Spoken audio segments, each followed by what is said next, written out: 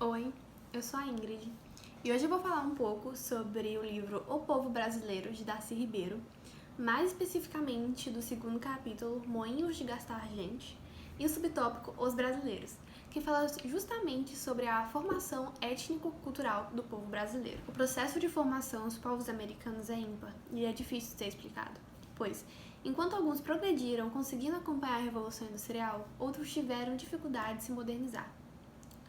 Claramente, os povos que já seguiam uma identidade étnica parecida com a dos colonizadores europeus conseguiram acompanhar a nova civilização de maneira mais fácil.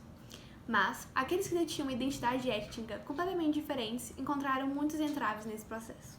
E cabia a esses povos definir uma identidade étnica, não só europeia. Trazendo agora especificamente para a formação do povo brasileiro, o nome Brasil, com Z, é antigo. Em mapas antigos mostram que se referia a uma nova terra, chamada Brasileira. E quem é daqui? Brasileiro. Só que o termo atribuído aos povos, ao povo mesmo, surgiu só depois. O termo gentílico surgiu para diferenciar os núcleos neobrasileiros, principalmente brasilíndios e afro-brasileiros, que se diferenciavam dos africanos, dos indígenas e dos europeus. A consciência dessa diferença, dessa oposição, ainda demoraria um pouco a acontecer, mas as diferenças eram sim percebidas. Os nativos não se davam tão bem com os colonizadores e os colonizadores desprezavam os nativos. Os missionários ficavam chocados com as famílias mestiças tão longe do padrão europeu.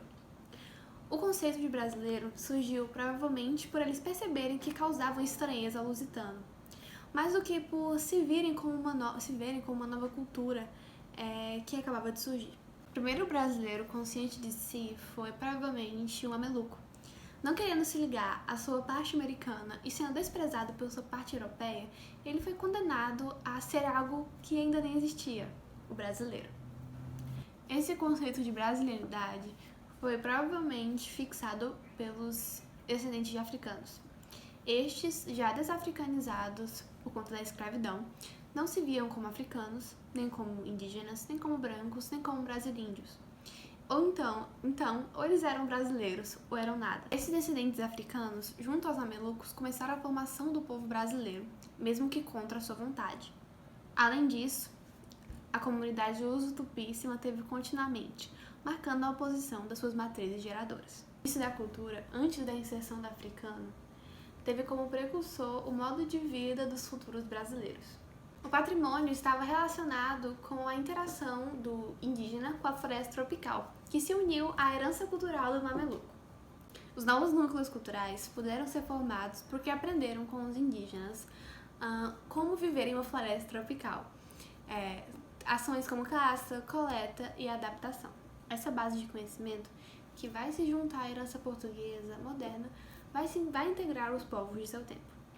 Essa herança das tribos da floresta tropical tinham particularidades que a caracterizavam como de origem tupi, como, por exemplo, o Nhangatu, que era a língua dos neobrasileiros, é de origem tupi, a base da agricultura, a constituição genética do mameluco.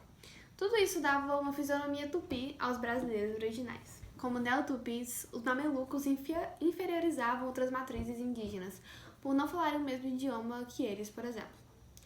Hoje em dia, a etnologia está conseguindo diferenciar os povos e suas culturas sem ser por uma distinção meramente genérica. Então, o Brasil é a realização dos tupis, um povo que estava aqui há quase 2 séculos e foi transfigurado pela chegada dos portugueses.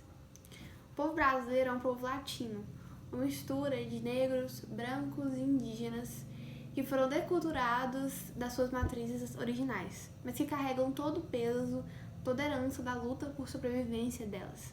Isso que os torna tão diferentes dos portugueses. Contudo, a constituição do povo brasileiro não foi fácil, nem simples, como disse Darcy Ribeiro. Porque um indígena que nasceu e cresceu numa tribo não se considerava brasileiro, mas já seu filho com algum preto ou branco não se considerava nem indígena, nem preto, nem branco. Um africano trazido à força da África não se considerava brasileiro, mas já seu filho, nascido aqui, não se considerava africano. Esse conceito de terra de ninguém, etnicamente falando, trouxe uma vontade desses povos criarem sua própria identidade e sair da alienidade. E aí que surgiu a identidade étnica nova, o brasileiro. E era um processo complicado, pois as pessoas teriam que procurar por similares na tentativa de fazer algo coletivo. Um coletivo de ninguém, pessoas vistas como ninguém pela sociedade. O surgimento de uma nova etnia se deu, então, por essas pessoas que não se viam como negros, como brancos ou como indígenas.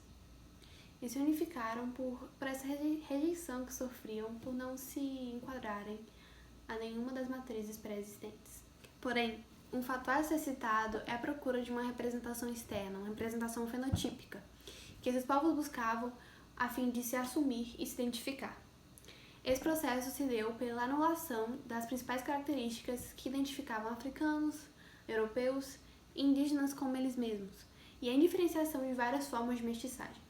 Para finalizar, nesse trajeto, os indivíduos, carregados de singularidades, se tornaram uma coisa só, e reconheceram um ao outro como iguais, em algo tão substancial que os tornou diferentes e anulou suas diferenças ao mesmo tempo. Obrigada por assistir!